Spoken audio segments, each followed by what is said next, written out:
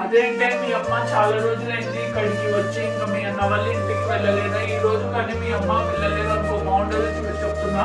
ఇంకా నేను ఆఫీస్ నుంచి వచ్చేలోపు మీ అమ్మ ఇక్కడ ఉండకూడదు, వెళ్ళిపోవాలని.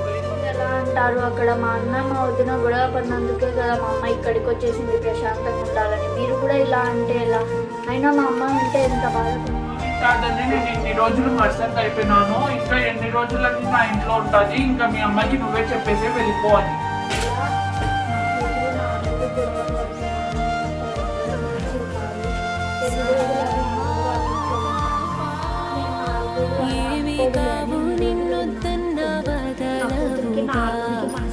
అన్నీ మించే ప్రేమే నీదిగా,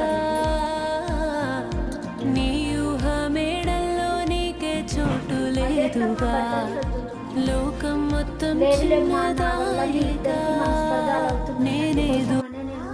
పోతానులేమ్మా, ఎంతకాలం అని నేను ఇక్కడే ఉంటాను. ఎంత కూతురు నాదైనా అల్లుడు నా వాడు కాలేడు కదా ఎప్పుడైనా కూడా. కాబట్టి నేను వెళ్ళడమే కరెక్ట్. మీరు సంతోషంగా ఉండడమే నాకు కావాలి. నేను వెళ్ళేసి వస్తానమ్మా, నువ్వేం బాధపడకు, సరేనా? బాయ్ అమ్మా. సరే అమ్మా, ఇంటికి వెళ్ళాకనే అక్కడ సిచ్యువేషన్ ఏంటో నాకు ఫోన్ చేసి చెప్పమ్మా. సరే అమ్మా, వెళ్ళేసి వస్తాను, జాగ్రత్తగా ఉండు.